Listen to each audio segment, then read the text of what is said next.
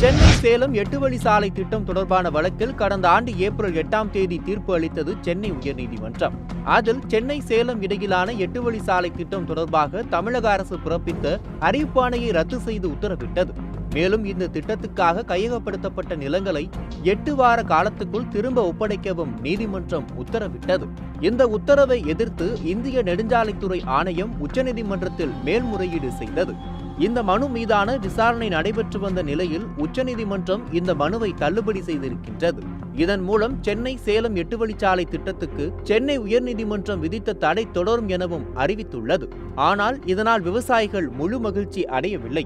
காரணம், இது ஏற்கனவே மேல்முறையீடு செய்யப்பட்ட மனுவை நீதிமன்றம் தள்ளுபடி செய்துள்ளது. ஆனால் இந்த திட்டமானது முறையாக சுற்றுச்சூழல் அமைச்சகத்திடம் அனுமதி பெற்ற பிறகு அமல்படுத்த வேண்டும் என்ற நிபந்தனையும் கொடுத்திருக்கின்றது. விவசாயிகளோ இந்த திட்டமே அறவே வேண்டாம் என திட்டவட்டமாக கூறுகின்றனர். இந்த பசுமை வழிச்சாலை திட்டம் என்றால் என்ன? இதில் அரசு சொல்வது என்ன?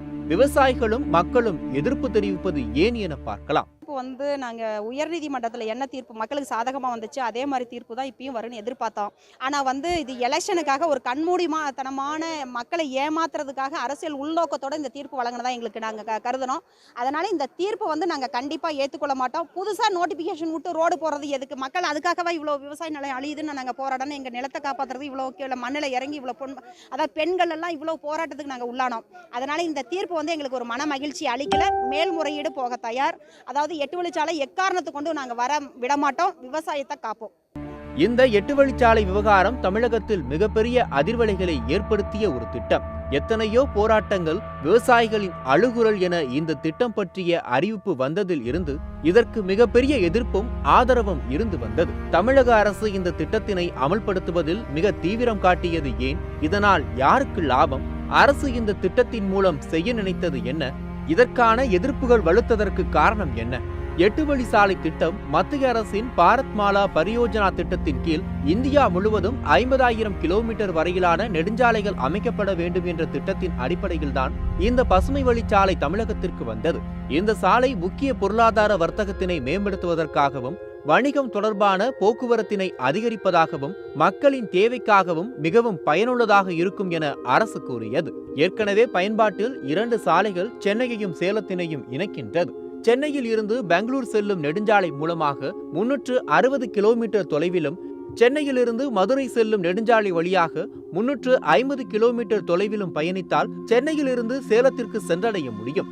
ஆனால் இந்த பசுமை வழிச்சாலை வழியாக சென்றால் 5 மணி நேரத்தில் சேலத்தினை சென்றடையலாம் எனவும் கூறப்படுகின்றது.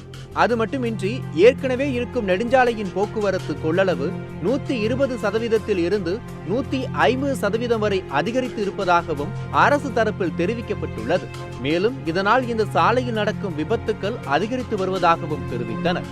வருடத்திற்கு 10,000 பேர் விபத்துகளில் சிக்கி 3,000 பேர் வரை உயிரிழப்புகள் நடந்து இருப்பதாக தெரிவித்தனர். அதற்கு ஏற்கனவே இருக்கும் சாலையினை விரிவுபடுத்தினால் அந்த சாலையின் இருபுறமும் உள்ள 40,000 தொழிற்சாலைகளும் வீடுகளும் அகற்றப்பட வேண்டும் என்ற நிலை உருவாகும் என்பதனால் இந்த திட்டத்தினை செயல்படுத்த உள்ளதாக அரசு தரப்பில் தெரிவிக்கப்பட்டது. மேலும் விவசாய பொருட்களை மிக விரைவாக எடுத்துச் செல்ல முடியும். இதனால் 200 கோடி ரூபாய் எரிபொருள் மிச்சமாகும் என தொடர்ந்து இந்த திட்டத்தினை புகழ்ந்து தள்ளியது தமிழக அரசு. இதனால் மேற்கு மாவட்டங்கள் ஊடான இணைப்பு அதிகரிக்கும், புதிய வணிகமும் பொருளாதாரத்தில் நல்ல முன்னேற்றம் ஏற்படும் என அரசு தரப்பில் சொல்லப்பட்டது. மேலும் இந்த சாலைக்காக கையகப்படுத்தும் நிலத்திற்கு சந்தை மதிப்பில் அவர்களுக்கு வழங்க வேண்டிய இழப்பீட்டுத் தொகையும் செலுத்தப்படும் எனவும் தெரிவித்தது. 2 மடங்கு காடுகள் உருவாக்கப்படும் எனவும் தனியாக 3 லட்சம் மரக்கன்றுகள் வளர்க்கப்படும் எனவும் அரசு கூறியது. ஐயா, இன்னைக்கு உயர்நீதிமன்ற தீர்ப்பு விவசாயிகள் நாங்கள் வரவேற்கிறோம். இந்த 8 வழிச்சாலை திட்டம் உயர்நீதிமன்ற அரசாணை தொடரும், இவங்க மேல்முறையீடு ரத்து செய்யப்பட்டிருக்குன்னு சொல்லியிருக்கிறாங்க.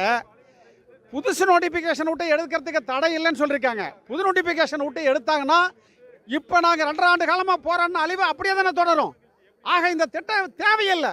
இருக்கிற 3 சாலைகளை விரிவுபடுத்தணும். 100 ஆண்டுக்கு சென்னைக்கு போகிறதுக்கான வழி இருக்குது. இந்த மாநில அரசு இந்த திட்டத்தை ரத்து செய்து இருக்கிற சாலை விரிவுபடுத்துவதற்கான வேலையை செய்யணும், முயற்சி எடுக்கணும். மறுபடியும் புது நோட்டிஃபிகேஷன் விட்டாலும் நாங்கள் எங்கள் நிலத்தை எக்காரணத்தை கொண்டு ஒப்படைக்க மாட்டோம். புது நோட்டிஃபிகேஷன் விட்டாலும் இதே அழிவு தான் தொடரும். இந்த 8 வழிச்சாலை அமைப்பதற்கு 10,000 கோடி ரூபாய் வரை செலவாகும் எனவும் கூறப்பட்டு இருந்தது.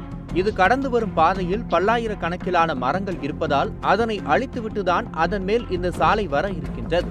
அரசு தரப்பில் சாதாரணமாக சுமார் 6,000 மரங்கள் வெட்டப்படும் என கூறுகின்றது. ஆனால் இந்த மலைகளை கழுகு பார்வையில் காணும் போது அப்படி தெரியவில்லை. இந்த சாலையினால் 10,000த்திற்கும் அதிகமான மரங்கள் இருக்காது என்றே தோன்றுகின்றது. இந்த சாலையின் மொத்த நீளம் 277.3 கிலோமீட்டர்.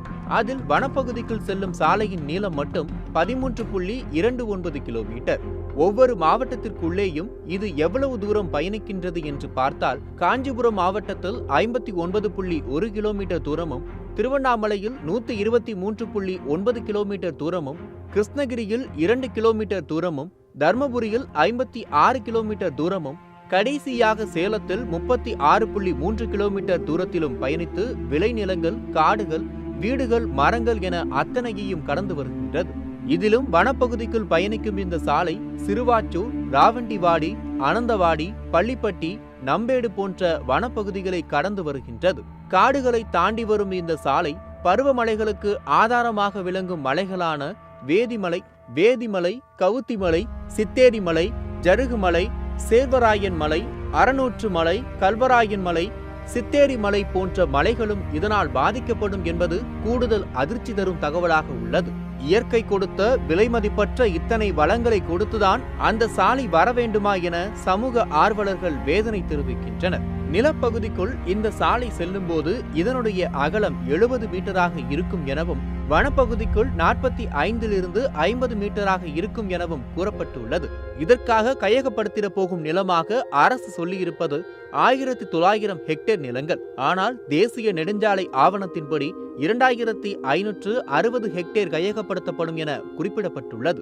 இந்த திட்டத்தினால் 8 மலைகள் தகர்க்கப்படும் என்றும் 120 ஹெக்டேர் காடுகள் அழிக்கப்படும் என்றும் தேசிய நெடுஞ்சாலை ஆவணம் கூறுகின்றது. 23 பெரிய பாலங்கள், 156 சிறிய பாலங்கள், 9 மேம்பாலங்கள் மற்றும் வாகனங்கள் செல்வதற்கான 22 கீழ்வழி பாதை, வனப்பகுதியில் 3 சுரங்கப்பாதை, 8 சுங்கச்சாவடிகள், 10 பேருந்து மற்றும் லாரி நிறுத்தங்கள் என பிரம்மாண்டமான முறையில் திட்டமிடப்பட்டு இருந்தது.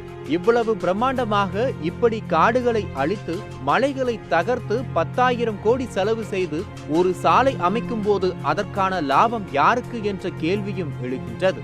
விவசாயிகள் விளைபொருட்கள் எளிதில் கிடைக்கும்படி செய்ய இந்த சாலை உதவும் என அரசு சொல்கின்றது. ஆனால் அந்த விவசாயிகளோ இந்த சாலை வந்தால் உயிரை மாய்த்துக் கொள்வேன் என போராடி வருகின்றார்.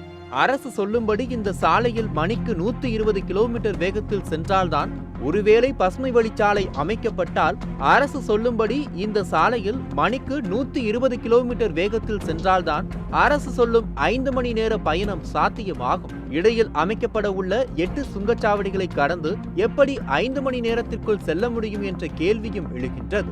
வெறும் 1 மணி நேரத்தினை மிச்சப்படுத்தவா 10,000 கோடி செலவு என சமூக ஆர்வலர்கள் கேள்வி எழுப்புகின்றனர்.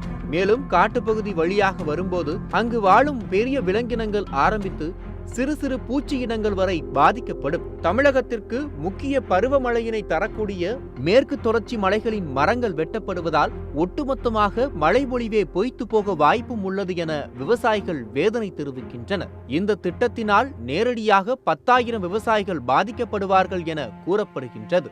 மேலும் இதுபோன்று விவசாய நிலங்களில் நகரமயமாதல் அனுமதிக்கப்பட்டால் மண்வளம் குன்றி விவசாய நிலம் முற்றிலுமாக பயனற்று போகும் என விவசாயிகள் கூறுகின்றனர். நீர்வளமும் குன்றி விவசாயம் செய்ய முடியாத நிலை ஏற்படும் எனவும் வேதனை தெரிவிக்கின்றனர். விவசாயிகள் மற்றும் விவசாய கூலிகள் முற்றிலுமாக வேலை இழந்து நிற்கதியாய் நிற்கக்கூடிய நிலை ஏற்படும் என்றும், வேறு இடத்திற்கு இடம்பெயர வேண்டிய சூழல் உருவாகும் எனவும் கூறுகின்றனர்.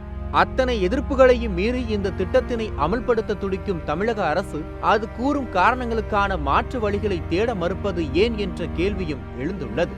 முதலில் இந்த திட்டம் எப்படி ஆரம்பித்தது என்பதை பார்க்கலாம். இந்த திட்டத்தினை ஆரம்பிக்கும் முன்னால் பல திட்டங்களை கிடப்பில் போட்டுவிட்டது தமிழக அரசு.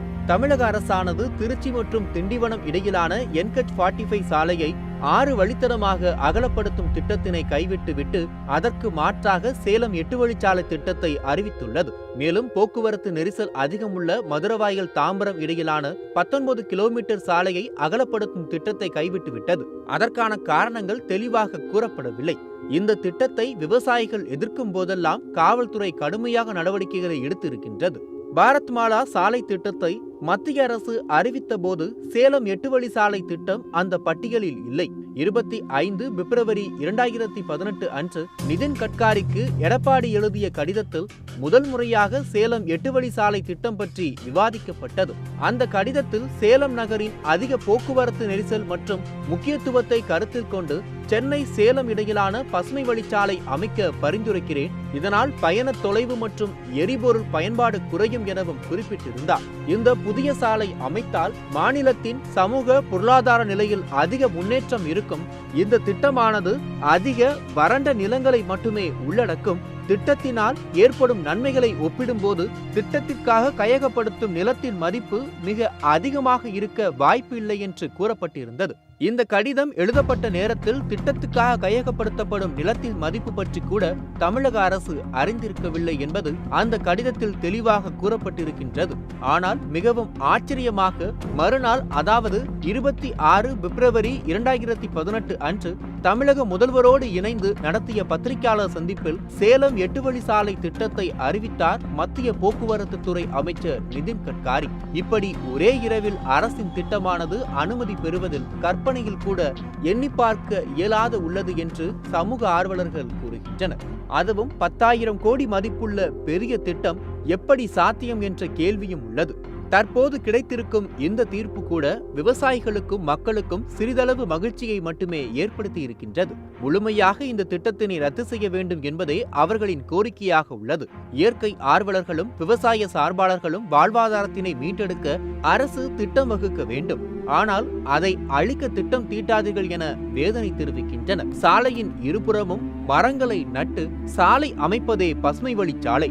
ஆனால் இருக்கின்ற பசுமை வாய்ந்த வளங்களை அழித்துவிட்டு அதில் இந்த சாலை அமைக்க வேண்டுமா என்பதே விவசாய ஆர்வலர்களின் கேள்வியாக உள்ளது.